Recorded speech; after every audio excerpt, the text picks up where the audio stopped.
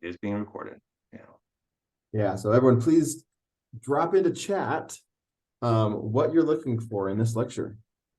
Yep. I won't make you turn your cameras on if you type in chat. Mhm.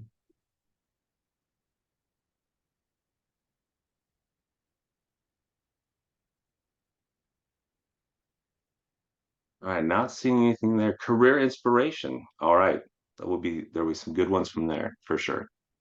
I would like to learn how I present myself, so myself potential companies that I would like to work for. Good. That's in the presentation. So we're going to talk about that. Best advice for finding a valuable career. To learn more about your career and how you found success. Real world marketing lessons you've learned. Oh my gosh, guys, I have all these things in there. This is fantastic. Great. Okay, so we're going to go ahead and get started. I want to be a successful marketer, not fail. I'll tell you right now, you are going to fail. It's at some point, campaigns fail. It's kind of the marketing gig, but you will come back, and that's how you navigate multiple marketing career interests. Yeah, why you love what you do, some of it's advertising. And hear a little bit of an echo. Perfect. Okay, fixed. Oh man. Okay. These are all good. Did you originally want to? Okay, this is fantastic. Yes, this is right in line with what we're talking about. So we're going to get started. Okay, the first things we need to do is we need to talk about worth. Okay, so what is worth? Um, a lot of times when we hear the word worth, most of you guys probably hear it in a religious context. But we do talk about that some in marketing. And the best way to think about it is the phrase, is it worth it? Right? So when you're buying a product, you're giving money, which is generally actually a reflection of your time and talents and work and effort, and you're trading it for something. You know, for me, I bought this succulent plant right here at Trader Joe's for $6. It was worth it. It makes my office look pretty, and I had the money. So that was worth it. So we're going to talk through into few different examples of what's worth it. All right. So this was a recent hiking trip I went on with my daughter, my nephew, you can see there, and my two sisters. It was everybody's first time backpacking. We went up into the Mackenzie River wilderness, and it was fantastic. This was the high point of the trip and day one, and the kids were sitting there. It was a beautiful day. The low point came about 10 minutes later when Make, my nephew, fell off that log and landed on his wrist. And he's very lucky it wasn't worse. And then my sister got uh, dehydrated. And so on the way back, it was about a 4 mile hike in. I actually had to hike out twice to carry people's packs. Was it worth it? It was my daughter's first time backpacking, so I'll say yes, but was the effort worth it? I don't know. At that point, I don't think it was. So let's go to another example of is it worth it? All right. So worth it? Maybe. All right, this is Bob Barker. Bob Barker is my dog. He is 60 pounds. He usually sits back on the couch. I was hoping he could make a guest appearance, but he had other engagements.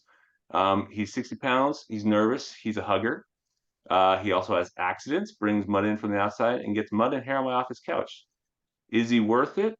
Yeah, I would say he's worth it. He's worth the effort. He is worth the messes I have to clean up and the $500 and the driving to go get him. All right, so Bob, I'm gonna say worth it. All right, Bob would be happy to hear that. All right, let's make this a little more relevant to marketing. This is a Maserati Ghibli. This is a very, very nice car, and this is a good example of how worth changes based off audience. For example, this is about $110,000 car right here. For someone that's got time and money and wants to have fun and have an unparalleled driving experience and wants people to see that they're not like everyone else, like the little tagline down there, it is probably worth it. Yeah. Like I would say that $110,000 is worth it. Now for a recent BYU grad who got an entry level job out of college, pays $45,000 a year, who will not be able to eat or sleep anywhere because they spent all their money on a Maserati. Might be fun, but not worth it. The juice is not worth the squeeze. So for that, I just want you guys to keep that in your brain. That worth changes based off audience. A lot of times we think that worth is just based off money. Another word for worth, and we'll talk about this, is value. Value also changes based on your audience. So you really have to know who your audience is. For example, this lecture. All right, this lecture, is this worth you waking up for? Let's see. Well, you guys probably don't stay up too late, but let's say you could easily be watching Netflix on the other screen. In fact, I would bet about 5 of you are right now. And you could be not just, kind of following along. So, what are you actually paying for this lecture? So, you're paying not only your money, you're paying your attention, your time, and yeah, your tuition. That's a big one. So, what do you get out of it? If you just listen to this lecture, you guys asked for a lot of things over here: how to land internships and eventually full-time position, what's the best and worst advice you received, etc. Um, it might be worth a lot of money to you, maybe if I give good advice. So, your focus, your attention, and your tuition would be the value you're trading for this value. So, for me, is it worth the hours of planning and preparing? Wake up early, get stuff ready. Um, yeah, we'll see. Just kidding. I love the opportunity to help little marketers on their way out the door. They're going to go into the world, and if you can get one thing out of this, if one of you gets something out of it, it's worth it for me. All right. So I would say yes, worth it. All right. Let's actually change the vernacular here, because honestly, most of the time when you're in marketing, you hear value, and these are pretty much the same sentence. It's a good value means it's worth it. So I want you guys to keep that in your mind as you go to the next one. What makes up value? So again, I was talking about audiences, right? And I'm guessing every single one of you in here has a smartphone, unless you're one of those really, really cool kids that decide to go back to the flip phone. And good for you. I love that. Love that for you. But for me, I have a smartphone. So I have the S23 Ultra. I just bought it like a week ago. It's fantastic. My choice is between that and the Google Pixel Pro 8 Pro and the Apple iPhone 15. Now, this was the most expensive phone. Um, the Pixel 8 Pro was newer and cheaper, but I went with the S23 Ultra. Why? Well, you could say like, oh, there's all these specs and stuff. It's got a nice processor and it's got this really nice camera, but that's not really it. That 10x optical camera that it comes with that the other ones do not takes great video of my daughter's sports events. That's it. That's what sold me. And it has an S Pen, a little pen inside that my kids can draw on my phone when I need them to be quiet. So that is why value changes based off your audience. You need to know what the features you're selling and how they matter to the audience. That's why when you watch a phone commercial, you're not seeing all these different. Yeah, you'll see the camera. Apple tends to do the like nice zoom in shots of like, this is our phone. It's beautiful. Look at the design. But they also show the pictures the camera is taking. They show the experience on the phone. They also show people having fun with the iPhone, laughing while they're on their phone. When, let's be honest, most people aren't laughing on their phone. They're just kind of staring and look like zombies. But that's how you start to share that value with the consumer. Because the value is a little bit, it's more than just money and the physical object of what you get. In fact, let's talk about how we increase value. Know your customer. That's the main thing. Remember the Maserati? Like, to someone low on funds, not worth it. If I was a Maserati salesman, I would not be selling it right now in this group of people. Maybe a couple of you can afford it. Good for you. Um, but probably the majority you cannot afford a Maserati right now. It would be a waste of my time. And there's probably nothing I could say that would make you buy a Maserati because you just can't afford it. But if I was selling Honda Civics or even Toyota Camrys, it's probably the audience that would like probably look more there. You guys are looking for value. I need something that gets me from point A to point B, doesn't look too bad, and is reliable. Your value changes based off audience. So what are some of the different qualities that you can share that increase that value? All right. Here's a few. Consistency, quality, exceeding expectations, expertise, price, and product market fit. Product market fit is basically, does this match the audience who I'm trying to sell it to? You'll hear that it's kind of a buzzword around marketing over the last 5 years. So it's pretty good.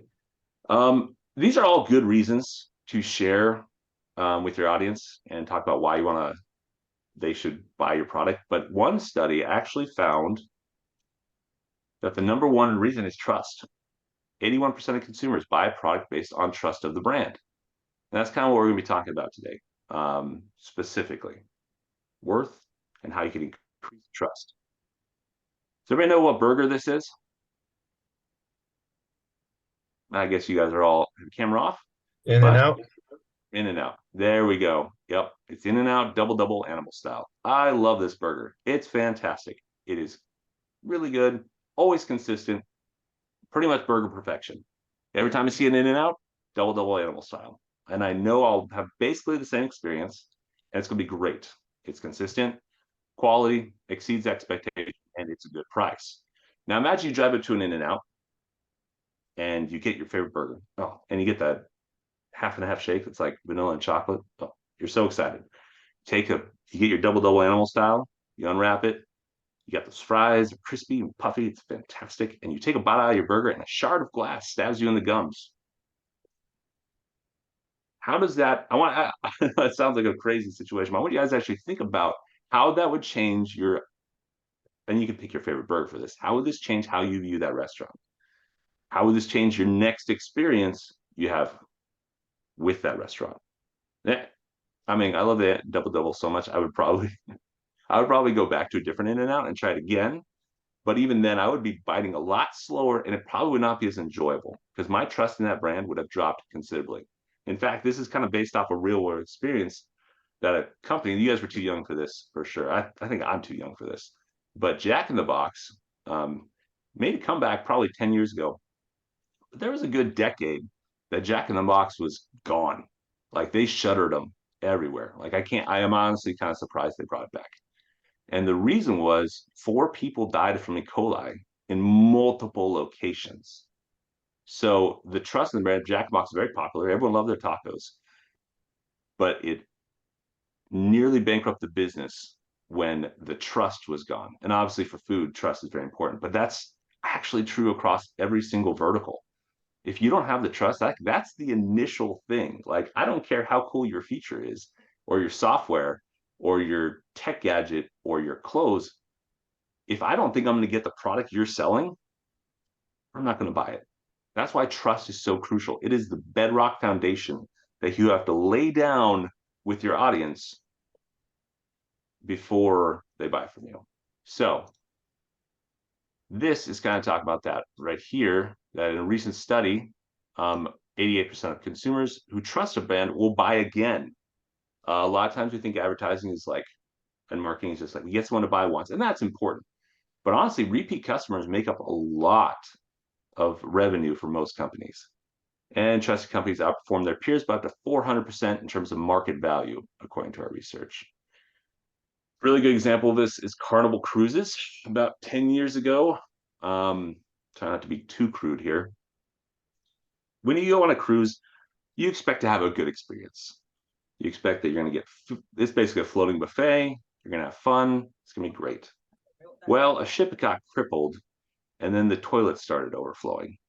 In a cruise ship, it's not a good thing. And the stock dropped pretty quick after that. And Carnival's okay brand before then became pretty rough for a while.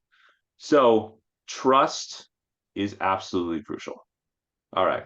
So let me ask you guys a question.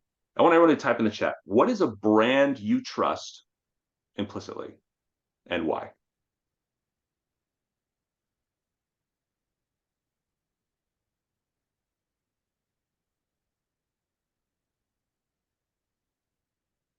Costco, right? Oh, Costco, you just know you're going to buy quality. I don't think I've been disappointed by Costco either. Garmin, yeah, yep. Yeah, Garmin's when you really need to trust because if you don't, if they mess it up, you're lost in the woods. Nike, consistently good products. Yep, I love the organ representation there. Toyota, yeah, Toyota's an interesting one because if you think about all the different car brands, Toyota's probably not the splashiest. Like, there's definitely splashier mainstream ones there, but they have that one thing that they've done. We know that yes, Toyotas are consistent, but they've also pushed that heavily in advertising. Like if you watch a Toyota commercial, they will talk about reliability because they know that's their strength. North Face, Church of Jesus Christ of Latter-day Saints. Love a good shout out for that. Great. That's good. North Face, yeah, North Face is good products. I agree. I have a couple rain jackets from them. Patagonia, yep. Cotopaxi, yep. Nikon, because they always have the same coloring settings. Yeah, there's that consistency, right? Consistency is important in building trust. Subaru, always safe. Subaru, reliable. Yeah. Again, you guys might have heard the Oregon thing and latched onto that. Subarus, there's this, everybody here drives a Subaru. BYU football. I can't say it's consistency. Uh, I'm just kidding. I'm just kidding. So I gotta tell you guys, I'll admit right now, I'm a duck. I went to U of O, so I will keep my thoughts to myself. But yes, BYU football, you know you're gonna have a fun experience when you go. Let's leave it at that. That's great. Apple, good products. They emphasize personal security, absolutely. And Hannah actually said Apple had their stuff for years. That is what I like to call earned trust, and we'll talk about that some more.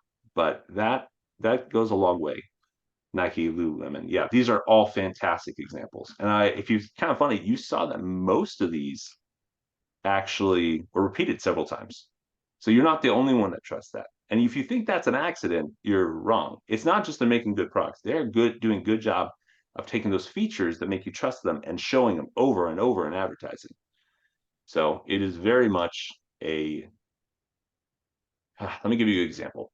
Target in the 90s, Ben, correct me if I'm wrong here, was a cool place to go shopping with your mom so you get popcorn and soda from the little entrance place. Um, it was fun. I would liken it to Kmart. Like it was probably on the same level. And then a little agency called Wyden Kennedy, you guys probably heard of, who also had the Nike account, Just Do It.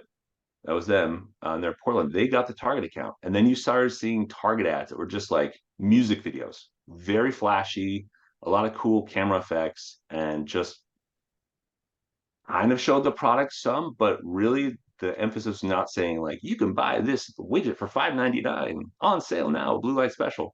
It was very much just brand based. It was like this is a cool place to be. And now if I asked you, how does Target compare to Walmart? You would probably say, well, Target's a cooler place to shop. The majority of you. And that's on purpose. Walmart, they know that they're going to win on cost. And so they're driving that home. They know people will trust them for the low prices. Target will trust you for similar to Costco, good quality products, and you're not going to feel off shopping there. So advertising influences trust heavily. So, all right, let's move on to a real world example. This is my brand that I work for. The name is I Will Teach You to Be Rich. The hardest part of my job is getting people over that dumb name. It, we've been around for 20 years. It's a guy named Ramit Sethi. There's a picture right there. He wrote a book. He went to Stanford for behavioral psychology and he applied that to personal finance. And instead of like, you'll hear Dave Ramsey say stuff like, debt's stupid. He's got a very simple message. Get out of debt. No debt. Don't spend on things you're out of debt. Pay with cash. Like it's very simple. Ramit is very much like hey, our focus is Henry's people, high earners who have disposable income, and so these his whole thing is I'm going to talk about money brashly, and I'm going to tell you I'm going to let you buy the latte. I know you guys don't drink lattes in here, but that's his thing. It's like you're trying to save $3 on a latte. That's ridiculous. Save $500 a month on your rent or your car payment. Go for the big wins. Anyway, dumb name, but it's actually very memorable. You guys are always going to remember I Will Teach You to Be Rich at this point. And so, how do we get people over that name? We got their attention, and how do we get them over the name? These are just some clips I took from around the website. I want you guys to put in the chat what do you think I'm doing with this stuff? How am I building trust here? Not for you guys, but for the website. When people come to the website, we got some examples on here. Let's see. If he's on Netflix, he must be legit. Oh, I can't tell you how amazing it was when he finally got that Netflix deal. I could go to my family and be like, Yeah, he's on Netflix. Like, oh, okay. It's not just some, I'll teach you to be rich. You see other brands who endorse you. Personable guy. Yes, that's important. Like a lot of times we think of trust, like, yeah, we got New York Times and all these other brands that we're borrowing their trust, including with Netflix. But it's personable. He looks nice. He talks about it. It's great. Like, so you kind of trust him as a human a little bit. Insider tips make the tips seem valuable and trustworthy. Yeah, great call out. Catering to customer interest. Fantastic. We want people to know when they come to our site, they came to the right place. Like you are here for a reason. That is trust in the customer journey. Like we have this, like think about it, for example, if you're buying, let's say influencer marketing is really big right now. You have an influencer you like. You saw a cute sweater that you really think everyone's gonna love. And so you go to the shopping cart, where you click the link and you go to the shopping cart, and it is just the form's crazy. It doesn't take PayPal. It is just like it's very, very janky. And you're like, this site doesn't seem legit. Trust gone, you're not gonna buy that sweater. Unless it's a really good looking sweater. And maybe you still will. Or you have your identity stolen. But you don't know. Like that's the trust that you have to have in the customer journey. So that was a great call out. He's a real person standing in New York, not just a scam. Yeah, get his face everywhere. Testimonials from customers. Yep, that's that earned trust we're talking about. A lot of times people are buying for the first time, like so we can't just like, rely on people to keep buying over and over and over again. We have to show our earned trust from other people. Yep, the number you see makes it seem legit. Yeah, exactly. So those are all great answers. Fantastic. One I would add in here is this one down here is the expertise trust. Something you can use when you don't have when you're just starting out. Like you may not be able to say earn trust because you don't have any customers yet. You can't borrow trust because no one knows who you are. But what you can do is show your expertise and your generosity. One of our things is we give away as much information as possible. That makes us look generous. That shows our expertise, and that makes people trust us. And you'll see example of this all over the place. So, for example, for borrow trust, you'll see 9 out of 10 dentists recommend, or for earn trust, you'll even see like age, like we were established in 2004, 1986, or whatever it is. Like, well, if they've been around for a while, like when you see a restaurant that's been around for 40 years, like I'm always interested. I'm like, okay, they've got something the locals like. So, all right, generosity. That's a great way to build trust. I just want to talk on this for a little bit. You want to give your target audience as much as possible. Does that mean just throwing stuff to them? No, you got to figure out what they want. And if you can, for example, Costco's great at this. They give away samples. Like that's a really good way of generosity, right? How many people have fallen victim to samples? Like every single time. Like I've got so many random things in my freezer, but I was like, oh, that was a good sample. So if you can give away your target audience as much as possible, you will show them that one, you get them, right? Like if I'm selling eyeglasses and I give you a shoehorn, hmm, there's generosity, but that does it really do anything? Nah, not really. It's just you're just giving away swag, and I love swag, never not, but like it's not tied to the glasses. Now, if you gave me like a microfiber cleaning rag that I can use to wipe off my current glasses with, that's more in brand. Okay, you get what I'm going for here. All right, so let's look at some examples. Tom's shoes. Who knows what Tom's shoes was known for? Good. Tom's gives away a pair of shoes for each pair that they sell. Is that correct? That's it. That's it. That was their whole thing. They made shoes. They looked fine. I mean, they kind of looked like someone just rubbed cloth around your feet. Like they were cool looking, but like they were a little tiny shoe brand. They got big because every single time they sold a shoe, they gave away a shoe. That was their thing. Everyone knew them for that. So you felt good about buying from that brand. People tend to justify this, and I hate to use this phrase because I feel it's sexist because I do it too, but lately the frame girl math has been going around, and it's really guy math too. Let me give you an example. Um, I want to buy a new multi-tool. I buy the Leatherman Wave. I think that's what this is. I can't remember. But no, it's the Leatherman Signal. It's $110, right? I'm like, ooh, that's expensive. I could buy something at Buymart, a great local store, for like $20. And I'm like, why am I going to get this? And then I start to justify it. I'm like, well, it's quality. It's going to last me 30 years. If I ended up buying the one for Buymark for $20 and it only lasts me 5 years, well, in that case, I'm going to, over the long term, I'm going to be spending, a lot of money. And I'm going to use this a lot. It's going to help me open packages. That'll save me time. It'll probably save me 2 hours, a year. And that's going to add up because my time is worth about $50 an hour. Okay, well then, that's the math I'm talking about. People need to justify their purchase, right? They want something. You got to get them to want it, and then you got to help them justify it. Okay, so that is a great way Tom Shoes does it, and while helping the world, like you cannot minimize the impact. Even if it's helping them sell shoes, they are still making a positive impact in the world. Another good example of this, Warby Parker. They do the exact same thing. I would guess, I don't know the history, but I would guess they saw what Tom Shoes was doing and said, yeah, we could do that with glasses. And it helps you justify your purchase. That's one way generosity is great. And also, generosity is not just giving away products.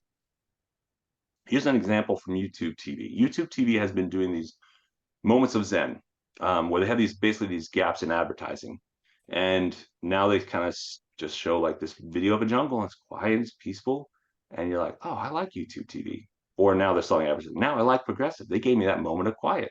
Oh, that's really nice of them. And they didn't advertise.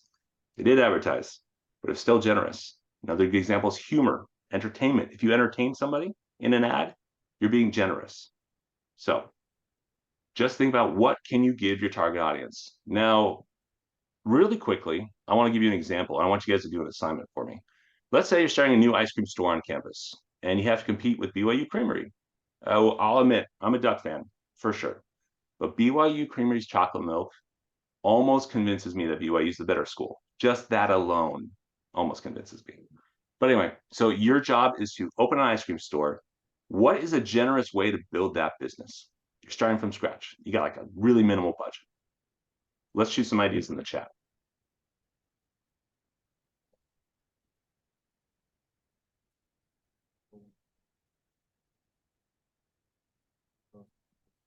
While you're thinking of that, I just realized we're running a little low on time. I want to make sure we get to the important stuff you're here for. Samples. It's great. That's a great way to do it. Custom flavors. Ooh, custom flavors is good. That's good. Those are both really good. Free cone for every time you bring a new friend. Oh, okay. All right. Invest in customer service. Give consumers a positive experience. That's great. Free ice cream for kids. Oh, these are good. Buy one, get one free for the dating culture. That's fantastic. Coupons, discount codes. Yeah, especially for students. They're poor. They don't got money. Yeah, they can't afford ice cream. Now, these are really good. And those are fantastic. I'm going to go move right along. I want to give you guys a PSA because we're going to talk about how to prove your worth to an employer. I want to pause for a second and I want to tell you about something important. I'm going to give you two angles on it. Your individual worth is not based on your job. Okay, that's important because like 85% or some really high number of you are going to get fired at some point in your career. It happens. Like that's or laid off. And if you tie your worth to your job and your job gets taken away, you're gonna feel really bad, really, really bad. So, especially marketing and advertising, it can be a really rough industry. You have a lot of numbers you're tracking, and there is, like I said, there's a lot of failure. And if you tie your worth to every single campaign, you're gonna feel really down on yourself. But even worse than that, you're gonna be a worse employee. And let me tell you why. So, I mean, you guys have seen this. You guys probably know someone that based their worth based on a relationship, right? You're in college, relationships happen and break all the time. And if someone puts their worth on a relationship and that ends, their world is shattered, right? Those are the ones that like they go into a deep funk for like 6 months. Or maybe it's based on you put your worth on your athletic achievements and then you don't make the team. Or you put it on the academic achievements and you don't make the grade. You will spiral and collapse on yourself like a dying star. And that's not something you want to happen. So what you need to do is you need to find something a little more foundational. And I'm sure you guys can think of some good ideas here. But I just want to tell you that because when I'm talking about proving your worth to employee, I'm not talking about your individual worth. I'm talking your worth as an employee. So that's your PSA. Okay. The first thing you need to do is you need to make your resume to show your value to a company. It's not just about the money. You don't go in and say, I'll work for half the money. Like that's not going to work. People, when they're hiring, they want to know first, are you the right fit? Make your resume relevant. Don't just send your resume out there 1,000 times. Okay. I'm actually hiring for a advanced email marketer right now. And I can't tell, I would say 85% of the resumes I've gotten have nothing to do with email marketing. They say they do, but the like they're like, yeah, I do HubSpot, like somewhere down in the skills thing, but the achievements they're saying are like, yeah, I do PPC, I like do website optimization and got this result. It's like, that's not what I'm looking for. I need someone that does email marketing. So absolutely do that. The reason is the hire manager is looking to see if they can trust, is that word, you to do the job and do it well. You want to know why? Because as a manager, it is absolutely exhausting to manage someone you don't trust. It is because you're constantly looking over their shoulder. You got to check their work twice, and it's doubling the work. When I'm hiring this person, I am looking for someone I can trust. Now, how do they come to trust you? Hard skills and soft skills. Okay, hard skills. This is the stuff like if you're going to be an email marketer, you are going in and you are showing, I know these softwares, I have experience like sending emails, I have the hard skills to figure it out. If you're looking for soft skills, this is like, hey, you're not really weird when you come to the interview. Most people know interviews are scary and that's fine, but you got to read the room. Like for me, if you came in an interview with me and you were extremely formal, it's probably not gonna end up well.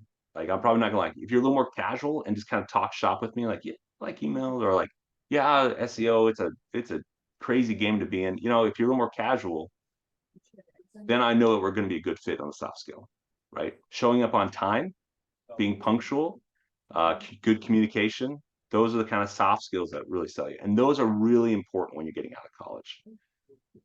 Now, I want to talk about the tactical things you can do in school to increase your value to an employer. All right. So, good grades. Um, Grades are really important for sure. Absolutely. Especially if you go into higher education after, like if you're going back for master's, get good grades. They're great. But I will tell you the truth. After about your first year, people are going to stop looking at your GPA. Like they're going to be looking at your experience. So, good grades are really important to find that first great job. And then after that, you really got to just focus on your experience. Here's a really good thing: learn multiple softwares inside out. If you want to be an editor, you better know either Adobe Premiere or Final Cut Pro as good as you possibly can. Like you need to know it and prove that you have the expertise to do it. Because if you're going to get an entry level job as a video editor, and you're like, well, you know, like I dabbled in Windows Movie Maker, you know, it's not going to happen. So I will learn multiple softwares. Uh, like the more advanced softwares. A really good way to do this, I'm going to jump to the bottom here. Stalk someone who has the job you want on LinkedIn. Go look for that job title and go look what they've listed as their skills and then go learn those softwares. So, another way to do that is internships. Internships will show experience. If I'm hiring an accounting intern, for example, or accounting person entry level, and they've done internship at a well-established place, I will probably hire them over someone that has not. So internships are really good. Real world projects. If you can't get an internship, you should be able to get an internship. If not, make one. Go find a company and say, hey, I want to work for you for free. And call it internship. I don't know what the BYU thing is and how they do it, but that's what I did. Go find one. Real world projects though, like if you have a job on the side or you just want to be charitable and help someone out, like let's say you want to help a local company with their marketing, say, hey, can I make you an ad as part of a school project? And if they use it, it's going to look really good. Network right now, network, even with the people in your grade or in your class, like start connecting with people on LinkedIn. If you don't have LinkedIn, get one. If you have like, oh, I don't use social media, I would make an exception for this one because everyone looks at LinkedIn. So get a job. Soft skills matter. Like if you need to work at McDonald's or the BYU Creamery to get some of those soft skills, like showing up on time, knowing how to report to your manager, maybe knowing how to manage, that's important. And obviously the stocking thing. So that is, lost my speaker notes here. My quick notes on that. Let's go to questions. I want to leave time. We got 20 minutes left. What questions do you have? What did I cover? What do you want to go further in? That is so good. Thanks, Eric. So while people are putting questions in the chat box, I saw a couple questions here I want to ask.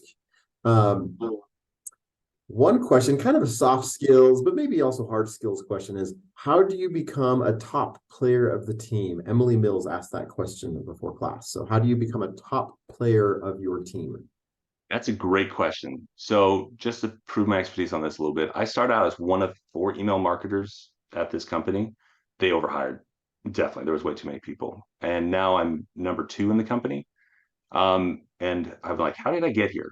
And I would say the major things are do in a small company, especially do the jobs no one else wants to do. I'm pretty sure I survived one early round of layoffs just because I was the one that ran this team call on the weekdays and nobody else wanted that job.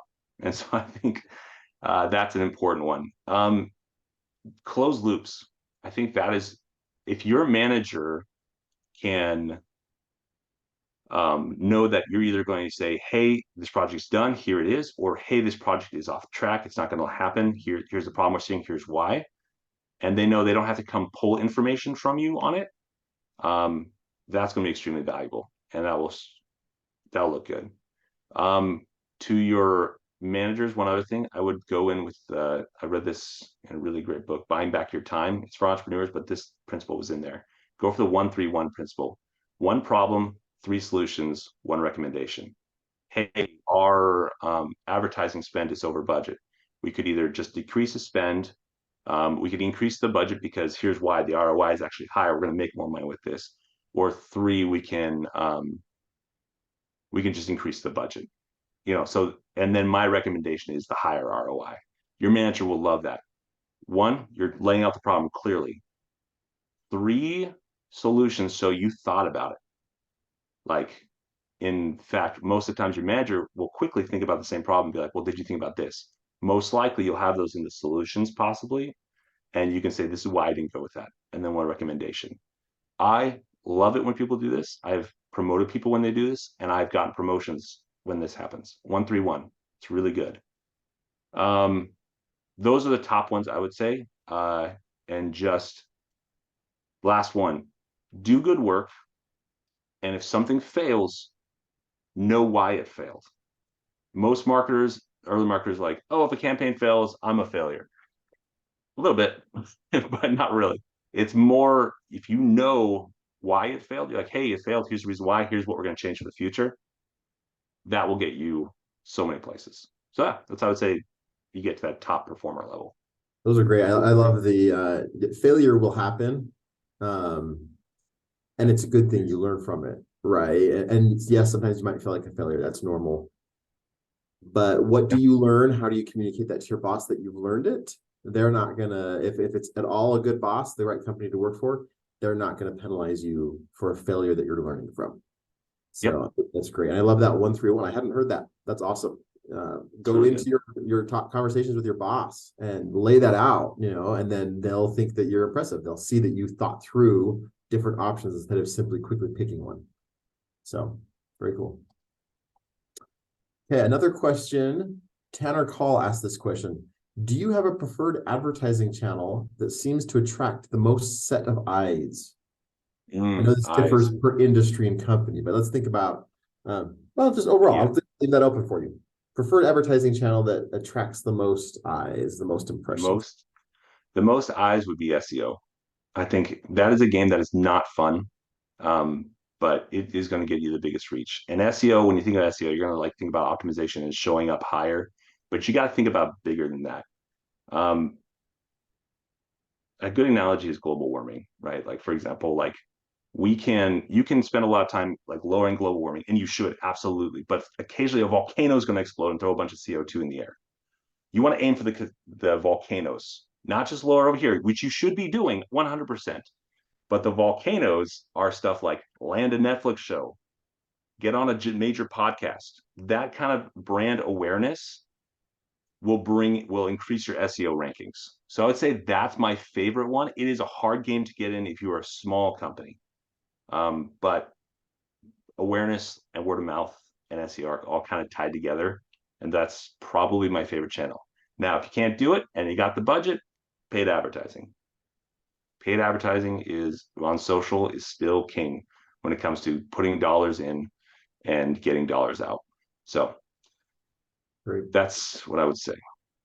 So Eric, does I will teach you to be rich. Do you have an SEO on your team? Do you feel like that's a strength We of have an yours? SEO agency. An agency, okay. So yeah, yeah. Nice. Yeah, that's a good point. I'm glad you brought that up. For you students, I know most of you have indicated you will never work for an advertising agency. That's normal. Mhm. But and a lot of you won't hire advertising agencies if you're in a small and medium-sized company.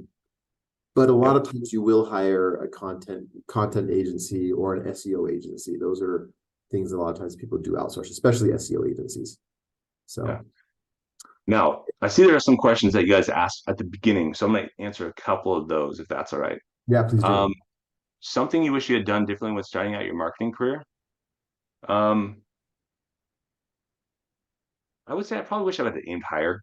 Like I was kind of lackadaisical. I actually did something cool to get my first job. I went into there was I was planning on staying in Eugene for whatever reason. I would have moved to a big city, like honestly, a major metropolitan area. If you want to like grow high, get higher in the ladder fast, you kind of need to do that.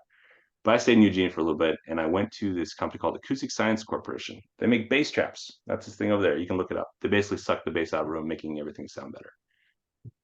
But they were having in the interview process, I heard they were having problems with their website. They're like, we can't rebuild this website. We're gonna have to hire an agency. And I was like, I think I could do it. And so I went over the weekend between interviews and I built them a new website. I took their website, scraped it, built them a new one, got it in Drupal, which I would have done WordPress back in the day, or if I was smart, but I did in Drupal. And I hauled my 27-inch iMac. That's another thing. Don't buy an iMac when you're in college because I had to lug it around to labs. It was really stupid. But I brought it into the interview. I'm like, can I show you something? And then I plugged it in. They're like, what is this kid doing? And then I showed them their website in Drupal and I got the job. Like it was like that was a good thing I did. But if I go back, I would have probably gotten better grades. I had okay grades. I would focus a little bit more on that. I would have aimed for a major metropolitan area and a job. I think that would have your raises kind of go like this. But if you start out here, that curve starts higher. So that's what I do. Now that being said, not the end of the world. I'm actually doing pretty well. If you start out at a small business, that's great. You get to wear a lot of hats, but that's something I might have changed. All right. So another one. Did you really want to pursue marketing? I mean, how originally? I wanted to be a carpenter when I was 5, but I mean, I graduated in advertising, and then I was actually head of an advertising club, and we kind of set the tours, and we went to Wyden and Kennedy, which is back then was the hottest agency, and it was exciting. And then I did this little project for a video class where I would interview people, but just show my reactions. It was kind of an artsy video thing. And I interviewed this guy who was a senior, who was a year ahead of me, and he said, yeah, I've been in advertising. I'm like, tell me your problems, I'll give you a donut. And he's like, I'm in advertising, I'm doing internships, and there's just so much cocaine in advertising and burnout and stress. And like, I don't know that I can stay with it. I'm like, hmm, that's curious. And so then I started looking into it and I realized the lifestyle in advertising. Now, it doesn't mean everybody's doing cocaine. That's not what I mean to say here. What I mean to say is it's a very high stress place to be. And that was not what I was looking for at the time. So I decided to go more into marketing. There is a difference. Advertising was the big splashy stuff you saw on TV or in magazines. Marketing is more, almost more operational stuff. Um, so, uh, what's my favorite part of my career? Mm, I had a rototilling business when I was in college, where I just rototill at old people's gardens. That was probably my favorite job ever. It was simple, and I got to do the advertising myself, scratch the entrepreneurial itch. I don't think that's a question you're looking for. I would say I really enjoy managing. The money's nice, but I also feel that's my strength. So when I came into a place where I could start building a team, training a team, I really, really enjoyed it. It was a steep learning curve for sure. It was hard because you have to everyone's like, oh, you've got to learn how to lead. You also have to learn how to follow, and you have to middle management. You get caught in the pinch point quite a bit between upper management and people below. For example, someone say, hey, why did this mistake get happen? Or why did this mistake happen? That's on you as a leader. And you have to go tell your people, hey, you got to fix this because I'm getting pressure from here, but you don't want to like burn them out. It's a hard balance. And there's a lot of different like skills you need there. It's so very rewarding when it goes well. Um, uh, full-time, how to land a full-time position. Kind of talked about it earlier. I would just say in the interview process, you're trying to prove one thing. Well, two things. I'm going to make the company money, and I am going to make your life easier, hiring manager. My dad once gave me really good advice that is kind of cruel advice, but also really nice, really valuable, and has helped me a lot. He said, you don't owe your company anything, and your company doesn't owe you anything. If you continue to view your employment as a value transaction, it's going to go a long way because then you're not going to be shocked when you haven't done anything for 6 months and they let you go. You're like, well, I was a good person. The value wasn't there. You didn't make the company money. So you'll start to catch those red flags early, like, oh, I got to perform here. The company doesn't owe you anything. Yeah, you'll hear a lot like the company's a family, and you'll get along with coworkers like me and Ben. We've been friends for 10 years. But if you view that company as loyal to you, other than for the value, you're gonna get a little shocked at times and you will suffer a little bit. So that helps you when you're in a job interview. You got to show your value. And your value is making the hiring manager's job easier because most likely they're trying to get stuff off their plate when they're hiring you. And also, can I make the company money? Making the company money, you're going to talk about the hard skills a lot. Like, hey, I can make the company money because I did an email marketing campaign and it performed at this rate and it converted at this rate. It was really good. And they're like, oh, okay, that's good strategy. Soft skills, hey, I'm really good at delegating or taking stuff that's been delegated and returning and closing the loop. And then the hiring manager's like, yes, absolutely.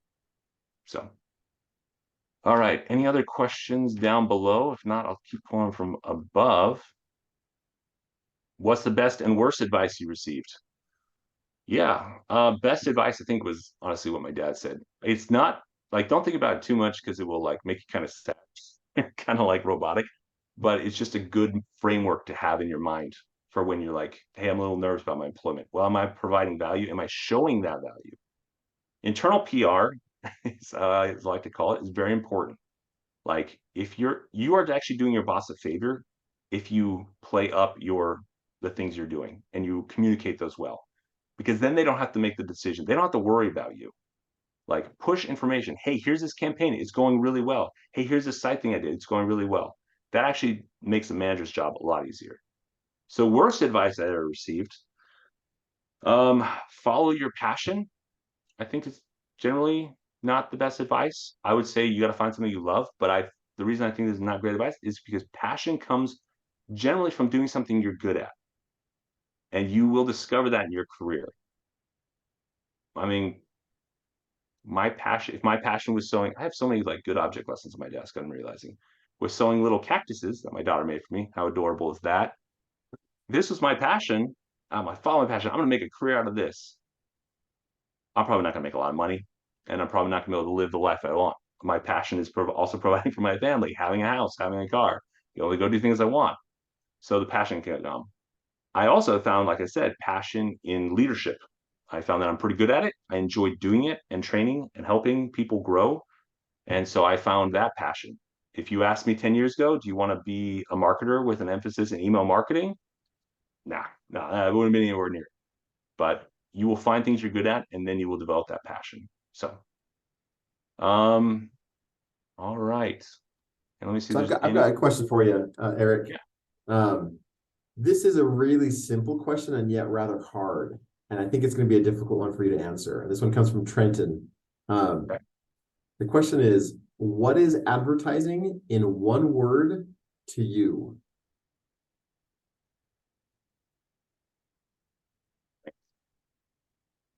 Advertising is brand, and in one word. And here's why. When you're doing advertising, it is to get yourself in front of as many people as possible. So getting your brand out there and showcasing not just like this is what we sell, but this is the feelings you get when you come to us. This is how you view our company. That's when I think about advertising. And I want to state, I do think advertising and marketing is different. Advertising is glitzy. It is the showcase. It is the banners, the posters, and the marketing is a lot more than nitty gritty. It's the um, flyer that has the products features listed on it. It, it is how you close. The first part is the advertising. That's the glitzy. That's where you're showing your brand. Like if I was selling, hey, we sell a personal finance course, get your money in order, and if I was just selling that on the internet and I didn't have any brand with it and it was just Comic Sans on a white background and said, here's come get personal finance stuff, no one's gonna remember it. Well, they might remember how bad it was. That's not good, but it's not gonna do well. If I showcase New York Times bestseller Ramit Sethi talks about personal finance, that's showing the brand, that's showing the trust, that's showing the person. If I can throw in some of his language and show how like relatable he is, because that's another thing our brand wants to be. We want to be the friend at the bar. That's actually in our brand guide. We want to be the friend at the bar, which you guys don't get. I don't either really, but it is the person you lean to for advice, and that's the brand. That's what we do with our ads. So That's great, Eric. Thank you. I know we're out. I have one more question. yeah, Before we go there, though, I just want to say thank you, Eric. This has been fantastic. I love that you focus so much on the importance of trust, right? In consumer purchasing decisions and how trust is built. That was fantastic. The last question I want to ask for you. Oh, and also there should be a little goodie bag. You haven't received it yet in the mail, I take it. no, I don't think I have. I haven't checked Okay, the mail. okay. I asked my department to send you something and try to time it for after this event. So hopefully it'll get there in the next few days. But Great. it's a really small token just to say thank you for guest lecturing for us. I know the students have probably gotten a lot out of this, and I will be quoting you in lectures to come, especially since we're talking about trust building and ethics right now in Great. class. The last question I want to leave on, if you could give one piece of advice for someone just starting their career to these students, what would that be? Oh boy, one piece of advice for students that are following their career: know where you want to go. You got to pick a direction. A lot of you are going to be T-shaped marketers. T-shaped means like you're kind of, a lot of skills, and then you have one or two that you're really deep at, hence the T. You need to kind of get an idea of what you're going for. Do you want to work at a large business? I'll tell you right now, you should probably start out by looking for a job at a large business. It's sometimes hard to switch. Do you want B2B, business to business, or B2C? Try to find, if you want to go B2B, there's a lot of money, but you're also dealing with a lot of businesses. Yeah, make sure you get a job at a company that does that. You want to do SaaS? You want to focus on industry, or do you want to do small businesses? If you want to do small businesses and local business and be really good at local marketing, fantastic. Start there. You can always switch. It's possible, like that 100%, but it's harder. So if you have at least an idea of where you want to be 5, 10 years from now, just like sit down, write down what you want your life to be like, and then go ask people that work in the industry you think want to work on if that matches your life vision. I know that sounds really kind of fluffy, but your job has a major impact on your life quality, like 100%. It's not just about the money. If you have a boss that you're not getting along with, you're going to be stressed all the time. So look ahead. I would say that's my advice. That's awesome. Thank you for that advice, Eric. Thank you for your time, for preparing these great slides. Thank you for fielding these questions and for just being a great person. We appreciate good people out there in marketing. So thank you. Thanks. Okay, students, remember, no class tomorrow. You get it off. And I will see you after the Thanksgiving break. Lots of students are saying thank you. I think everyone appreciates your time, Eric. Thank you so much. Thanks, guys. It's great talking to you. Yeah. See you.